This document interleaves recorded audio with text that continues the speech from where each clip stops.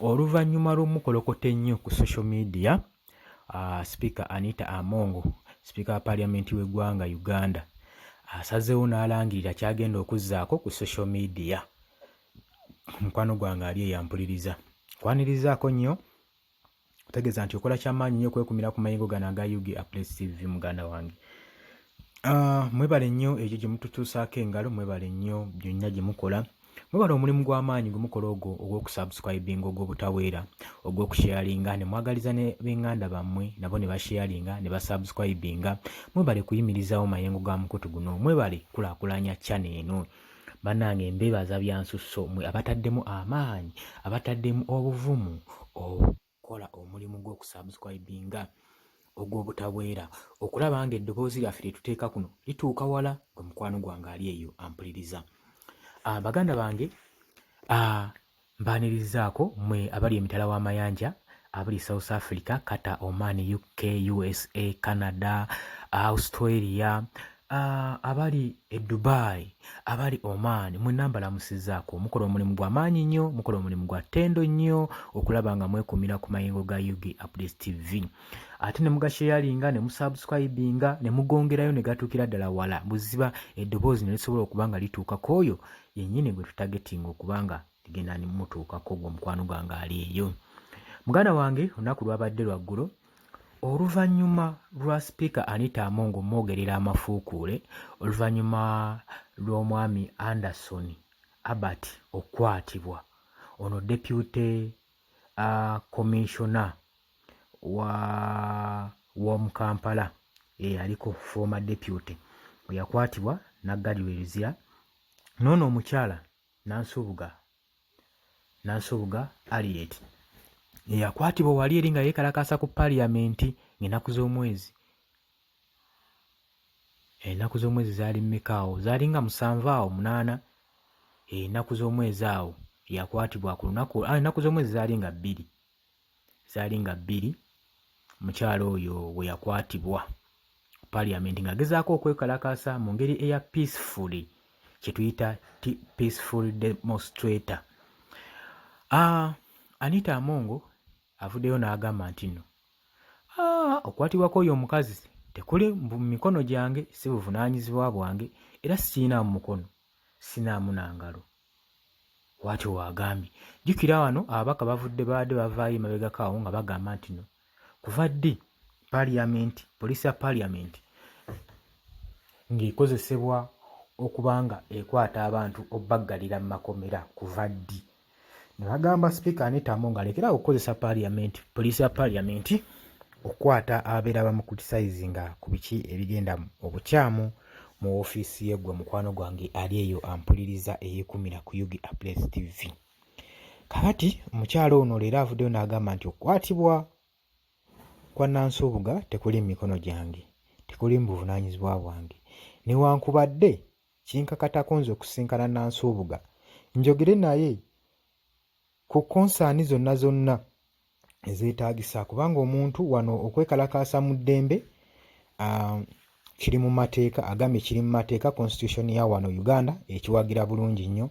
Nange gye buvuddeko nga sinnayingira Paalamenti nali neekalakaasa ng'era nga ndi mu ngeri ya peaceful demonstrations ze nali nkola. So omukyalo ono avuddeyo n'agamba nti nno bw'atyo ne Nansubuga yali yeekalakaasa ng'ate yeekalakaasiza mu ddembe. Kati ensonga ye kinkwatako nnyo okuba nga ngenda ne muwuliriza. Jjukira yasabye okusinkana omukyalo ono olunaku olwabadde lwa Ssaggulo, n'amusaba basinkanemu ambuulire ku nsonga ezitagenda bulungi. Kati era n'olunaku olw'eggulo Speaker wa Paalamenti Anita Among yavuddeyo n'agamba nti no agenda kubeera nga ateekawo communication chats ku mukutu ogwa Twitter, asobole okuba nga awayamu ne ba citizenship, abeere nga awayamu n'eggwanga badisikasinge ku biki ebigenda obukyamu. Agambye kino kijja bayambako nnyo okuba nga bawayamu ne bannaggwanga okusobola okuba nga balaba n'okutereeza ebigenda obukyamu, okusinziira ku kibadde kitambulira ku social media nga bamukalakata nnyo era akoze organisation mu parliament ey'aba committees abagenda okubanga bakwasaganya ensonga eno okusobola okubanga olunaku olwaleero babeera ne discussions ku mutimbagano ku mukutu gwabwe ogwa Twitter gwe mukwano gwange ali eyo ampuliriza bawayeemu n'ensonga ezitagenda bulungi mu ofiisi ye. Oluvannyuma abamu bagamba nti oluvannyuma lw'omukyalo ono okukwatibwa UK ate nga yakateekawo sanctions ku mukyalo ono. Kaakati abasinga bagamba y'ensonga lwaki omukyalo ono ng'ennaku z'omwezi 9 Nansubuga yateereddwa olw'okuba Sipiika Anita Among yatidde akazito akayinza okuva eri mu UK ng'ate ejjo ly'abalamu baakamuteekako sanctions n'asalawo omukyalo ono asobole okuba ng'ateebwa ng'amusinkana bwe gatyo. Sources ezimu we zigamba gwe mukwano gwange ali eyampuliriza eyeekumira ku UG Updates TV. Naye ebyo byonna nga bikyali awo, omukyalo ono avuddeyo n'alangirira nti agenda kuteekawo discussions ez'enjawulo ku mukutu gwa Twitter. Oyo yenna ayina ekirowoozo, ayina ekimuluma, asobole okuba ng'agenda ku mukutu ogwo, basobole okuba nga bawayaamu ne Sipiika Parliament w'eggwanga ku ebyo ebitagenda bulungi mu ofiisi ye gwe mukwano gwange ali eyo. Lwa abantu ebibuuzo balina bingi, beebuuza lwaki okwata abantu abagezaako okukolokota ku bigenda obukyamu mu ggwanga. Bagala kwebuuza lwaki n'enguzi esusse mu Parliament y'eggwanga, era baagala kwebuuza lwaki enguzi esusse mu ggwanga ate nga ministries ezisinga ezifuna ssente ezo ze babba zisinga kuyitawo gwaziyisa nga chairperson wa Parliament. Abantu balina ebibuuzo bingi bye baagala okwebuuza. Kati so nze naanisayo oba otaddewo ekintu ekyo ng'ogenda kudiscussinga ne ba citizenship mu gundi ku Twitter, ku social media, bira flexible ate obawo obudde, toiginowalinga bibuuzo byabwe obeere ng'obiddamu. Kati tusuubire nti nno ebibuuzo tebibe bingi naye nga ansa ntono, tewabeewo kubuyaabuya na kwerumaaluma ku ngeri ezinaaba ku bibuuzo ebinaaba bikubuuziddwa abatuuze abo balina obulumi ku mutima olw'engeri gye mubafuzeemu n'engeri gye muddukanyaamu Parliament y'eggwanga Uganda okubanga mwagifuula even local council eringa just ka local council akali awo. Ffe tetukyagiwa na kitiibwa Parliament y'eggwanga. Abantu bwe batyo bagambye ti Parliament y'eggwanga tukyagirabamu nakantu. Luli omuntu yeesigambanga naga akalinde tulaba olutuulo oluddako ekigenda ova mu Parliament bagenda okuteesaako.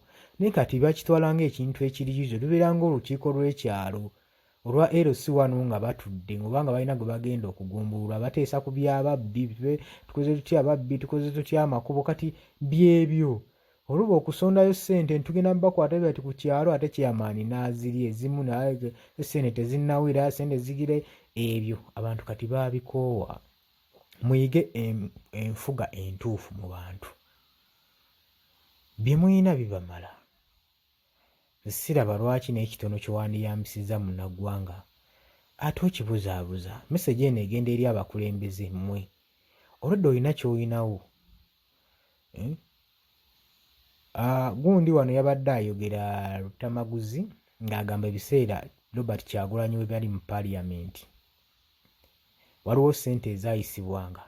Babeeranga mu Parliament nga bakeesunza akasente ako nga bagamba kano ke kazze kasente bakayisizza kagenda tuyambako ku bizibu kagenda okungattirawo. Bobi Wine ebiseera ebyo ng'akyali MP n'akwata ssente naga zino ssente ziri irigo tugenda zikwata muzizzeeyo. Ng'olwo nno Kadaga yaliko nga sipiika era mbu ne Kadaga ne yeewuunya nnyo. Era okuva olwo Lutamaguzi agamba okuva olwo ba MPs bonna batandika okussaamu Kyagulanyi ekitiibwa kubanga ye ali consistent ku kyaba agagala okukola. Obukulembeze butandikira eno wansi tebutandikira waggulu. Era tuvaayo oli omuntu najja n'abalima nze munnonda emberewo nti omunannonda inakola kino inakola kiti nawaba abadde kiyamaani nga ayagala kwesimbawo ku kifo kya kiyamaani yali atutte obudde n'agendako ku luzzi lw'ewammwe ku kyalo n'alulima oba ayina we yali mwali mulabye nga alina ekkubo lirimu ebinnya n'aleeta ebiyinja n'abisuulako mu kkubo, waaki aba alinda kumuteeka mu kifo ekyo asooke akole?